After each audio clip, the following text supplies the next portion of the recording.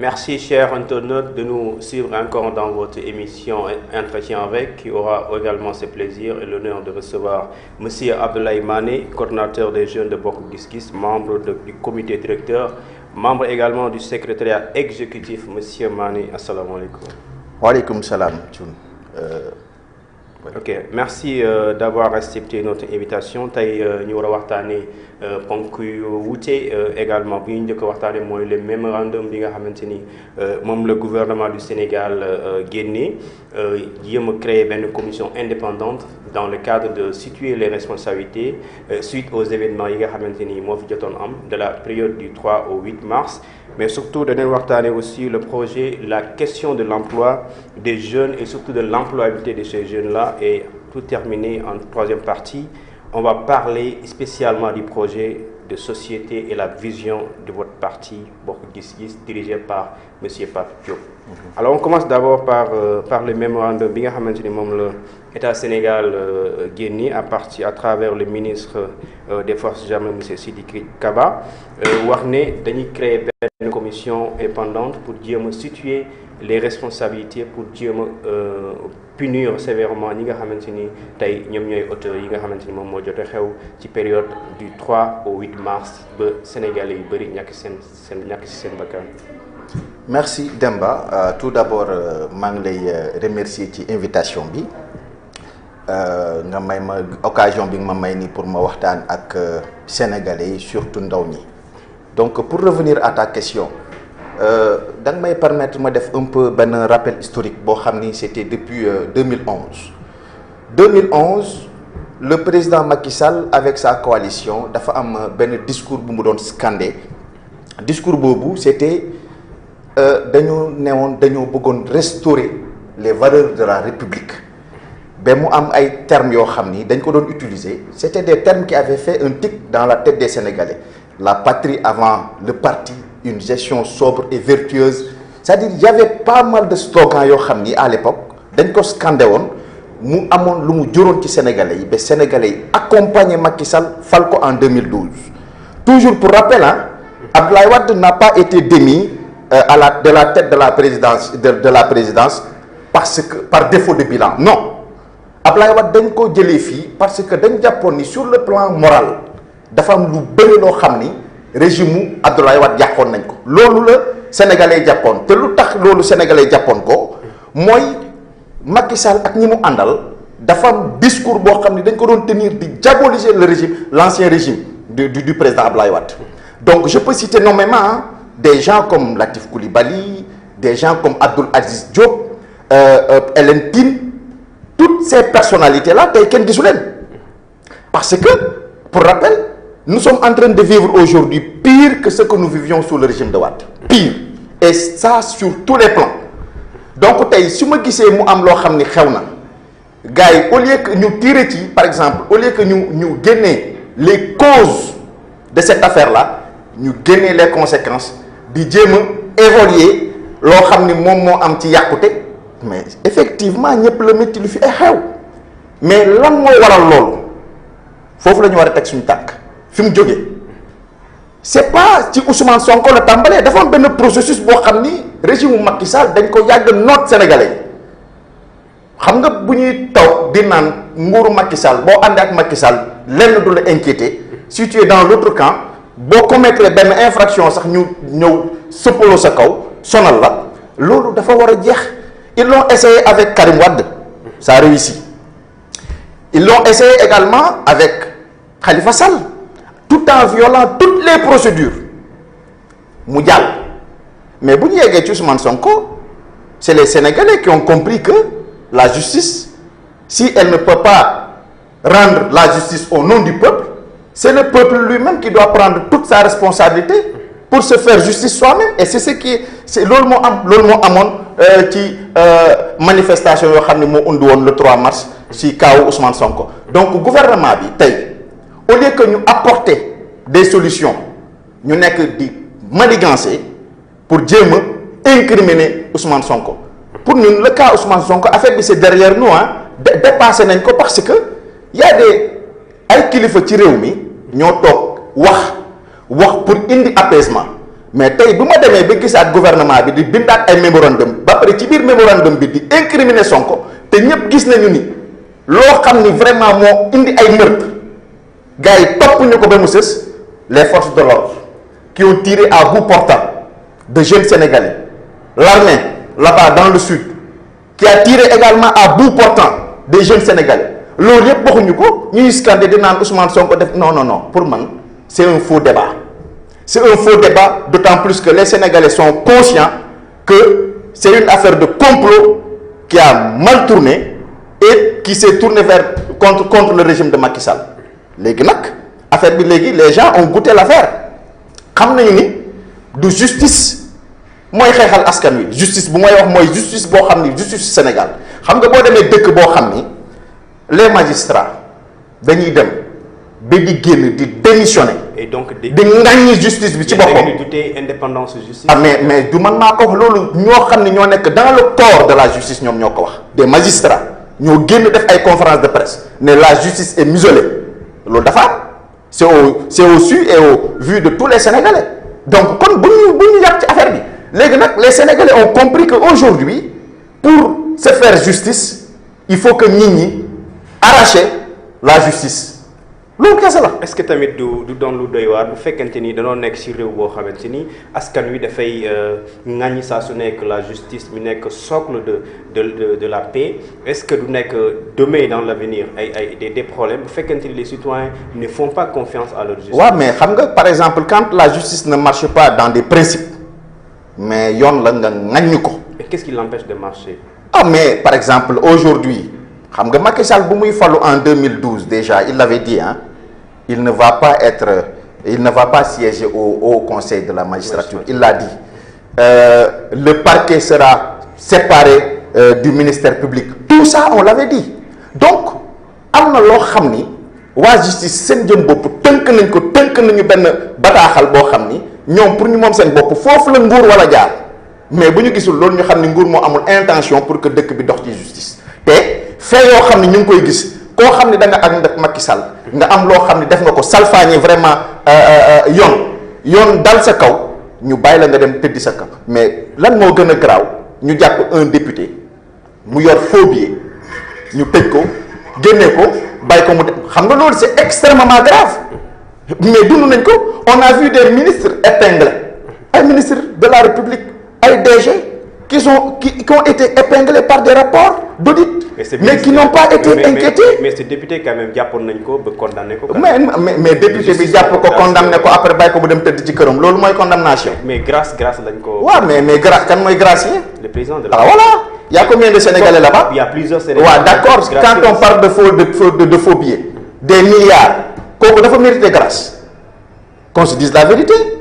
Et pourquoi il ne doit pas mériter une grâce? Ah mais c'est une justice à double vitesse. Comme tous les Sénégalais. Une justice pour vraiment les vainqueurs, une justice pour les vaincus, une justice pour le camp présidentiel et une justice pour l'autre camp, tout simplement. Loolu moo fi am. Donc il y a deux Sénégalais alors. Mais c'est-à-dire ñoom ñoo indi ñaari Sénégalais. C'est le régime de Macky Sall qui a mené ça, tout simplement. C'est le régime de Macky Sall moo xaajaloo Sénégalais def ko ñaar Sénégalais yu ànd ak Macky Sall ak Sénégalais yoo xam ni. pas ànduñu ak Macky Sall mais ànduñu ak politique Macky Sall ànduñu ak doxalinu Macky Sall c'est-à-dire Macky Sall c'est pas le problème mais c'est sa démarche moom la Sénégalais yi di ngañ et aujourd'hui la majorité des Sénégalais ne sont pas d'accord avec les politiques de Macky Sall sur tous les plans. Oui. Pas tous les Sénégalais mais parce que les Sénégalais. Je parle de l'ensemble de la majorité je veux dire par là. Moi je veux dire la minorité moi. Non la majorité. Il faut le dire, il faut oser le dire. En 2019, il a bénéficié de la confiance des Sénégalais. En 2019, ñëpp xam nañu lan moo fi xew.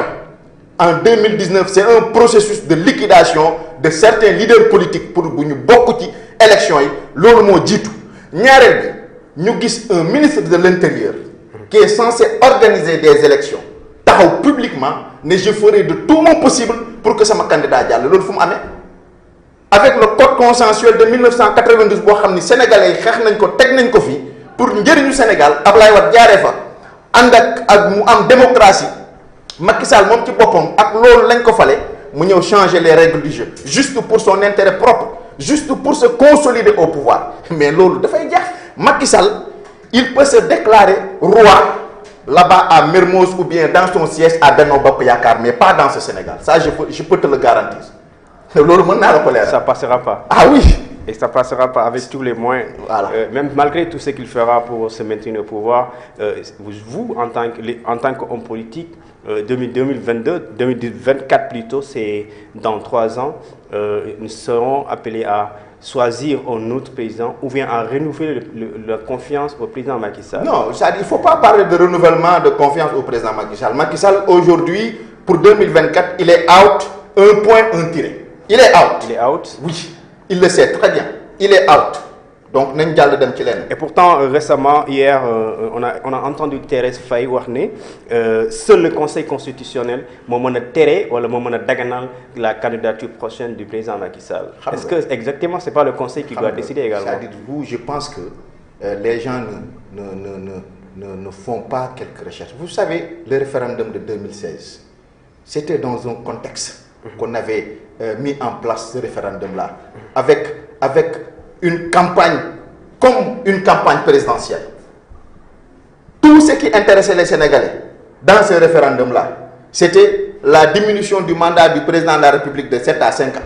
Mais pour la question, par exemple, de la durée du mandat, c'était une question déjà épongée, une question déjà réglée de manière définitive. Nul ne peut faire plus de 2 mandats successifs. Ça, c'est le professeur Ismaïla Madior Fall qui l'a dit et qui a parlé de l'esprit de loi constitutionnelle. Donc, je suis convaincu que Macky Sall ci boppam xam na ni il ne pourra pas se présenter en 2024, quoi qu'il fasse. Malgré les pions. Quoi qu'il fasse. Et au cas où il souhaiterait, il le souhaite, bon, bien sûr. Espérons qu'il le souhaite. Non, ça ne sera pas une question de souhait ou pas. C'est une question de texte. C'est les textes, c'est la charte fondamentale de notre pays qui interdit à Macky Sall de se présenter pour les élections présidentielles en 2024. Est-ce que ragalonné aussi le cas de Ablaye Wade en 2011 va se répéter au Sénégal? Rassurez-vous, la jurisprudence Abdoulaye Wade ne s'appliquera pas à Macky Sall. Non. Au moins, en 2012, avec Wade, les gens n'avaient pas amuñu woon benn repère boo xam ni jotoon na fi xew. Mais par contre, Macky Sall dafa am repère. mu xeex le 3e mandat de Abdoulaye Wade daf ko xeex parce que c'est anticonstitutionnel. soo gisee ma wax loolu mooy bu mu nekkee Macky Sall en tant que candidat à la présidentielle de 2012 avait dit que su ma faloo dinaa réduire mon mandat de 7 ans à 5 ans et plus tard en 2016 il a dit que man même fekkente dama ko bëgg mënuma ko parce que c'est pas moi qui décide, c'est plutôt les conseils. Non, c'est faux. C'est faux. Ça, je vous le dis. Le Conseil constitutionnel d'alors, à l'époque, a donné un avis. C'est pas une décision. Gars, dañuy fàtte. C'est le xalaat la ñu joxe. Macky Sall moom en toute liberté. L'avis n'a pas une valeur juridique. Mais c'est-à-dire, quand je donne un avis, libre à toi de le prendre ou pas. Mais ñàkk ko jël, mais yàqul dara.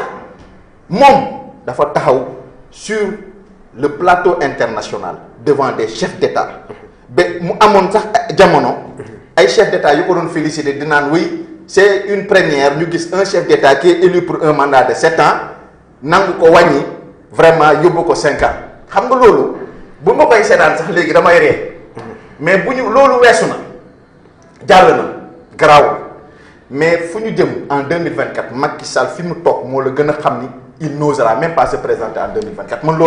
Avant 2024, on va parler exactement de cette question d'emploi et d'employabilité des jeunes boo xamante ni tey askan wi tey da ko soxla parce que dañoo gis ne depuis l'indépendance à nos jours tous les présidents qui se sont succédés ont échoué dans la politique de jeunesse et d'emploi. Récemment, le président de la République l'a reconnu parce que lors de son discours de mars, il est sorti dire aux Sénégalais que je vous ai entendu, mais aussi je vous ai compris.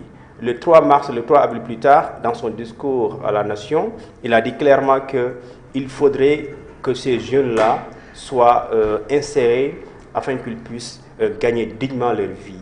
Est-ce que yow en tant qu'homme politique yaakaar nga ni le président Macky Sall lu mu raté pendant 7 ans est-ce que mën na ko rattraper dans 3 ans en créant de l'emploi à ces jeunes-là?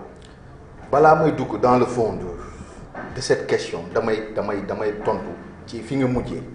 Est-ce que quelque chose qu'on n'a pas su réaliser en 8 ans 9 ans est-ce qu'en 3 ans mën nañ ko def. Avec le fast track évidemment. Bon xam nga taxaw fi naan mënul nekk mën naa wax lu ma neex parce que tout est possible aujourd'hui mais dama xam ni Macky Sall de 2012 à 2021 nekk dans une incapacité de trouver de l'emploi aux jeunes toute cette date là 1000 milliards la ñu dugal ci ndaw ñi 1000 milliards mais tey boo demee ndaw ñi ñoo fi gën a sonn d'autant plus que nous constituons la couche la plus importante de la société. C'est cette jeunesse qui est laissée aujourd'hui en rade.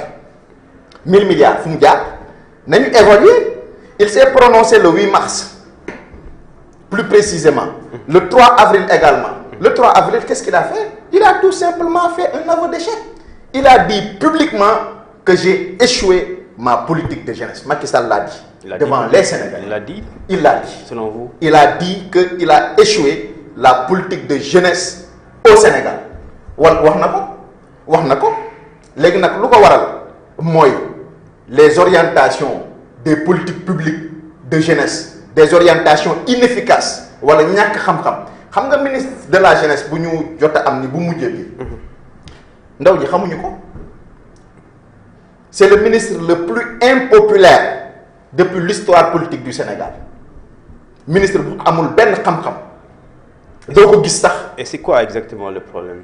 Mais le problème c'est l'incompétence. Si aujourd'hui le ministre est ignoré par ces jeunes-là, mais vous savez quand on a pour faire avancer une chose, on a besoin de 2 choses. Lesquelles? On a besoin de l'expérience et de l'expertise. Moi, l'expertise me semble beaucoup plus importante. Donc, les ministres de Macky Sall, les ministres de Macky Sall n'ont pas d'expertise. Ils n'ont pas d'expertise. Ils ne suivent que le dictat de Macky Sall. Tout simplement. Ah bon? Ouais, ils n'ont pas d'expertise. C'est Macky Sall lui-même qui trace et c'est lui-même qui mène les politiques. Normalement, c'est lui qui définit la politique. Non, il définit. Mais maintenant, à la base, c'est Macky Sall lui-même qui agit avec incompétence et incohérence. Et comment c'est incohérent? Mais je vous ai parlé par exemple des 1000 milliards qui ont été investis de 2012 à aujourd'hui, qui n'ont produit aucun effet. Jusque-là, les jeunes sont en train de scander les rues. Ils ne trouvent pas d'emploi. Mais il n'y a pas que la misère est grandissante ici au Sénégal. Partout dans les pays du monde, il y a les jeunes qui sont sans emploi aussi. Non, mais des jeunes qui sont sans emploi, vous savez, on a décaissé beaucoup de milliards pour régler cette problématique de l'emploi des jeunes.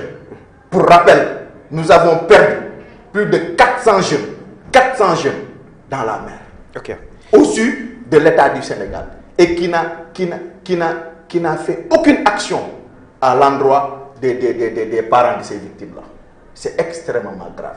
Mais quand même, il a aussi eu à décaisser quelques millions pour venir en aide à ces familles-là, à ces familles victimes qui ont perdu leurs enfants. En pleine mer? Oui, bien sûr. Non? On a vu le ministre faire le tour, aller à la rencontre de ces familles-là. 400 familles. Je ne parle pas des 400, mais quelques-unes ont été rencontrées. Quand je vous parle d'une action, je le dis de manière globale. Quand on fait une action, on doit la faire de manière globale. Pas aller prendre 3 personnes, appeler les télévisions pour dire que non, l'État est en train d'apporter assistance à ces familles qui ont perdu leur fils en pleine mer. Ça me paraît insuffisant. Mais c'est-à-dire, on n'a pas besoin toujours de l'assistanat. On a juste besoin d'un cadre qui va permettre aux jeunes de se battre, de se mouvoir pour trouver quelque chose eux-mêmes. Nous en avons assez de tendre la main. Non. Cette politique-là, elle est dépassée et déphasée. Nous avons dépassé. Nous avons dépassé. Non, c'est fini, cette politique-là. ce n'est plus une phase d'identification des problèmes parce que déjà xam nañ problème yi donc il faut ñu dem à l'attaque. Oui. C'est ça? Oui. C'est ça que vous voulez? Mais bien sûr. Alors, je rappelle que vous êtes le coordinateur des jeunes de Bokk Gis Gis, en même temps membre du comité exécutif et du secrétariat national. Monsieur Mané, puisque vous êtes du parti Bokk Gis Gis dirigé par le président Pape Diop, aujourd'hui dinañu neex lool ginnaaw li nga expliqué nii la question de l'emploi des jeunes et surtout de l'employabilité des jeunes. Certainement, votre parti a un projet très tenable, très réaliste, un projet de société et une vision aussi noble. Lan mooy cette vision ak lan mooy projet de société parti Bokk Gis Gis de Pape Diop. D'accord. Bon, je sais que pour parler de manière globale, le projet de société du président Pape Diop, mën nañ fi toog 24 heures duñ ko jeexal. De manière résumée. Mais dinaa la defaral ay pàcc yoo xam ni pàcc yu ci gën a am solo. Selon le président Pape Diop, dafa ne. Ouais. Développement dafa am yoon dafa am fu muy jaar ak fu ñu koy jaarale. dafa ne pour luy jiitu il faut que Sénégal bu ñu bëggee avancer ñu apporter des réformes majeures et ça dans tous les plans et dans tous les secteurs. Réformes d'abord que ñëpp xam ni léegi voilà les règles qui sont édictées pour aller vers le développement. bu ñu paree ci loolu man yaakaar naa ni moom dafa tënk xëyu ndaw ñi ci 3 secteurs yu am solo. benn bi mooy agriculture. ñaareel bi mooy artisanat. ñetteel bi mooy tourisme. gis nga le secteur agricole tey Sénégal nekk na dëkk boo xam ne ak Cameroun ñoo ëpp ndox ci suuf. mais dañ ko exploité wul xam nga ñi ngi naan par exemple mbay mi dañ ko war a développer.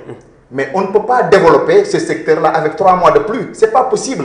ku la ko wax da lay nax. Et qu'est-ce qu'il faut? Qu'est-ce qu'il faut? C'est d'abord avoir la maîtrise de l'eau. Faire de telle sorte que l'eau soit disponible 12 mois sur 12.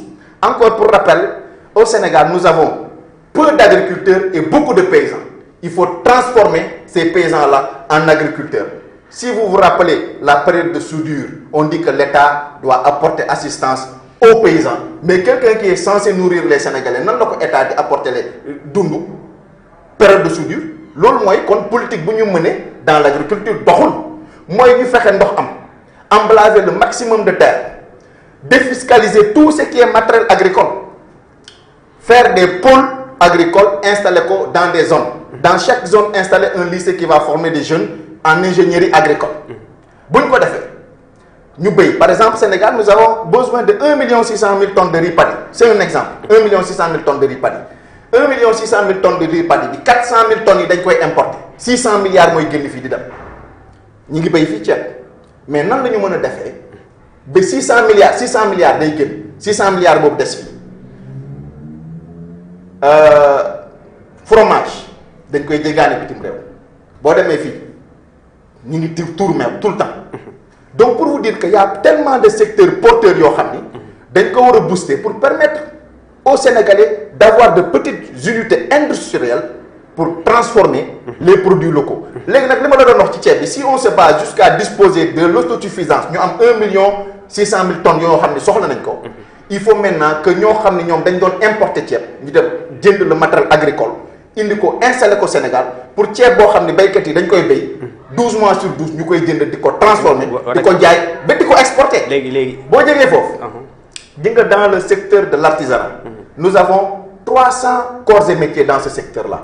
Récemment maa ngi toog di dëgg sur un plateau le 4 avril di naan oui maintenant on doit orienter par exemple les nouveaux métiers bon le carreleur doit être formé le maçon le menuisier mais loolu Pape Diop bu mu koy wax yàgg na Pape Diop dafa dem Allemagne def fa 6 mois ci benn colloque bi mu fay toog dañ ko yóbboon ci ay écoles yoo xam ne gis nga carreleur yi dañ leen di former le maçon d'aujourd'hui doit être formé le peintre d'aujourd'hui doit être formé ñooñu nag ñoo soxla financement pour ñu créer seen petite entreprise di gagner ay marché ci ay kër ci ay particuliers c'est comme ça qu'on peut booster un secteur boo demee dans le secteur du tourisme gis nga tourisme bu ñu yàgg xam tourisme boobu dafa xew gis nga il faut développer ce qu'on appelle le tourisme de luxe tourisme de luxe boobu noonu ça permet aux multimilliardaires yoo xam ne ñi ngi nekk dans le monde dañuy bëgg Sénégal mais il faut que créer les conditions qui vont permettre conditions yi nag ce n'est pas les hôtels les gens ne peuvent pas quitter les hôtels de 5 étoiles là-bas pour venir se cloîtrer dans des hôtels ici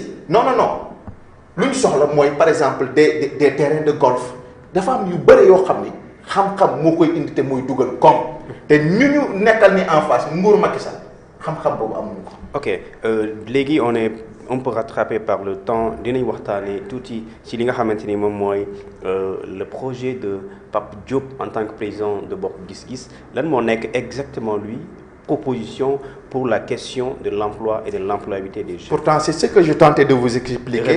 J'ai essayé d'énumérer 3 secteurs phares. Oui. Tu m'as mun naa wax yeneen secteurs mais voilà les 3 secteurs. Tu parles de jeunes diplômés et sans qualification. Des jeunes diplômés et sans qualification. Non, il n'y a pas de jeunes diplômés et sans qualification. C'est-à-dire chaque chose démarre par quelque chose. Oui. Tous ceux-là qui ont une qualification ont été jeunes diplômés un jour. Nous avons un premier emploi. Qu'est-ce que vous proposez en tant que parti politique? Ce que nous proposons, oui. Moi, nous allons booster ces secteurs-là. C'est-à-dire nous allons inviter les jeunes à aller vers l'auto-emploi, premièrement. Deuxièmement, le tissu économique de notre pays. Il faut que nous disions, par exemple, au lieu que nous ayons une économie extravertie, nous avons une économie, c'est le petit commerce des Sénégalais qui va le sous-tendre. Et ça, c'est possible. Moi, alors, il faut que nous allions vers de nouveaux métiers. Tout le monde ne peut pas aller vers les bureaux. Et vers ces nouveaux métiers-là, nous allons bureau. Ok. Je rappelle, chers internautes, que vous avez le plaisir, et nous aussi le plaisir de vous présenter cette émission Entretien avec, qui a eu également cette même faveur de recevoir M. Abdoulaye Mané, coordinateur de jeunes de Bokk Gis Gis et membre du secrétariat exécutif et surtout membre du comité directeur de Bokk Gis Gis. Monsieur Mané, ñu ngi ci terme émission bi lan moo doon sa message bi ngay lancé les peuples sénégalais mais aussi le président de la République. Message bu mooy lancé au peuple sénégalais mooy inviter les Sénégalais ci luy dox jàmm parce que Sénégal ñun ñoo ko moom bu yàqoo ñun ñëpp la yàqul donc nañu fexe Sénégal ñu ŋànk ko jéem ko yëkkati ci kaw parce que ñun Sénégal lañu am mënuñ dem feneen donc lu ñu nawee à l'étranger di naan le Sénégalais est le Sénégal est un pays paisible beau à vivre loolu dama ñaan Sénégalais l'ensemble des acteurs politiques la société civile les Sénégalais de manière générale loolu dama leen di ñaan ñu sàmm ko parce que loolu dafa nekk une marque déposée pour le Sénégal donc nañu sàmm loolu. Ok, chers internautes de la première chaîne digitale Sen Kaddu, ça a été un immense plaisir de les présenter cette émission Entretien avec qui aura lieu tous les lundis sur la même chaîne à 13h et on a eu également tey contentement ak plaisir dalal ki nga xamante ni moom mooy monsieur Abdoulaye Néné Mané le coordinateur de jeunes de Bokk Gis Gis membre du comité exécutif et du secrétariat national monsieur Mané ñu ngi lay remercier ci invitation bi nga accepté et aussi di souhaiter une excellente journée à tous nos internautes surtout et nous vous donnons rendez-vous très bientôt et à lundi prochain. waxoon ñu woote dañu tàmbaliwaat yëkkatiwaat yëngu-yëngu.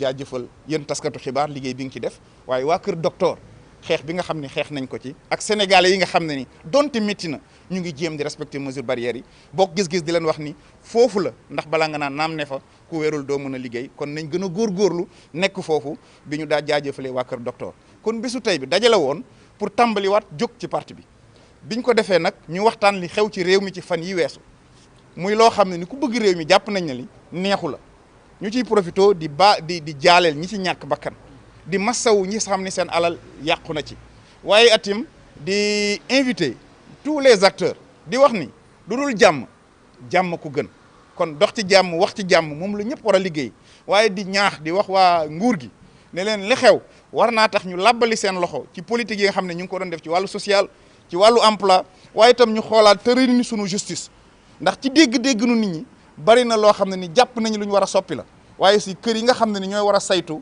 ñi nga xam ne ni ñooy liggéeyal réew ñooy liggéeyal état ñu gën leen a jox dayo gën leen a ñu bàyyi ñu moom seen bopp ngir liggéey bi gën a ñol démocratie taxawaat ca kanam di sant itam di gërëm fa mu am tàmbali te amul fu mu àpp kilifa diine yëpp waaye di ci jikki kenn muy sëñ Sidi sëñ Muntaxa Sëriñ Touba ci taxawaay bi nga xam ne ni kilifa diine yi am nañ ko waaye rawatina moom itam bi mu taxawee dox bi mu ci dox ak mbokki xalifaam yi waaye itam yëkkati li mu yëkkati dàmpee ko ñu ngi koy rafetlu bu baax a baax a baax di wax ni lii mooy Sénégal mag ñi liggéey nañ fi loo xam ni kenn lenn warul tax ñu mettre ko en péril loolu bokkoon na ci xam ne ni moom lañ doon waxtaanee ci li nga xam ne ni mooy ponc bu njëkk bi beneen bi nag suñu cuggalu géy la ñun ñi nga xam ne ni waa bokk gis-gis ndax dañoo tàmbali woon di renouveler suñu ay instances commune comme département mbas mi ñëw ñu teg lépp ci suuf ànd ak réew mi xeexandoo mbas mi comme yàlla def na état d'urgence sanitaire bi yëkkati nañ ko ñu ne woon nag nañ woote waat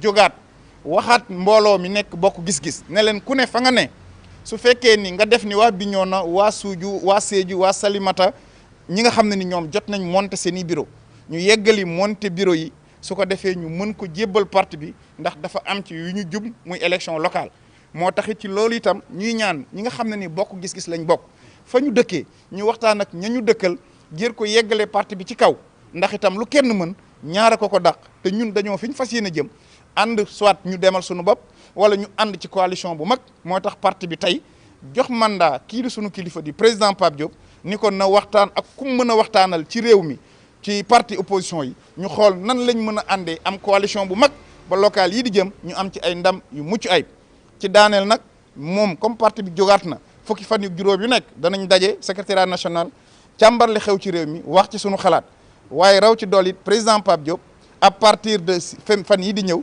dina tàmbali benn tournée mu ngi koy tàmbalee nag département de Podor ak région de Matam yëpp bu ko defee jaajante saafantoog militants yi waxtaan ak ñoom surtout ci wàllu élection yi nga xam ne dinañ fa jëm ci muy élection locale yi lii rek dama ni bokk na ci li ñuy mandargal démocratie mooy ñu jàpp dal élection respecté ko loolu mooy li jaadu loolu mooy li yoon waaye comme ñun dañ am ay ndaw yu ñu toogal ca béréb ba day rafet loolu ñu bàyyi leen ñoom dayo gi ñu waxtaanee ci waaye principe bi daal boo gis-gis wàccu ko mooy ni bu ñu sañoon élection bu ñu ko jàppee def ko léegi nag li ci des pour mu gën a xóotal du ñu def lu dul bàyyi leen ak sunu ndaw yi fa toog ku mel ni Abdou Salam Bass mu ngi ci commission ba moo ñu ëpp ay information ci wàllu woowu.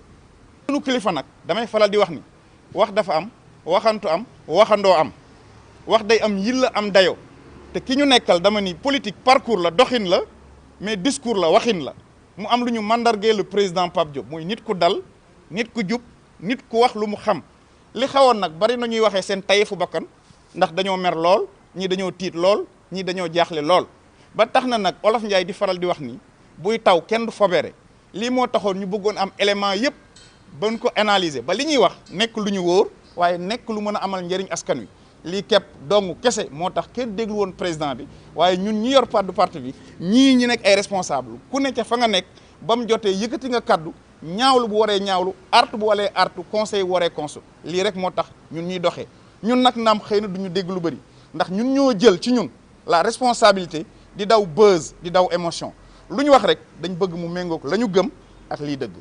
dafa def ki ngay waxal taskati xibaar la ni yow relance bi comprendre naa ko waaye yow yaa gën a xam ni àddina fi muy doxee bari na loo xam ne ni ensemble la mbooloo moo koy doxal loolu mooy réalité Sénégal ba tax na ñun ñu nekk aussi des libéraux nit ñu ubbeeku te ñu dem ci ay élections yoo xam ne ni très spécifique parce que la donne locale peut différer d'une localité à une autre moo tax ñuy may possibilité opportunité sunu ñooñ yi nga xam ne ni ñoom ñoo nekk ca gox ya nekk fa ambassadeur du parti bi ñu am seen baat ndax li ñuy seetlu ñaare ci ay parti mooy dañuy xëy rek ni fii leen jëm ñun nag dañoo jox mandat ña nekk ca base ba ñu xool la xew seen gox mën koo proposer parti bi dëgg la daanu dajul suuf mais su boobaa au moins ñu am une ligne directrice pour mën faa dem lu kenn mën ñaara ko dàq te yaa ma ko gën a xam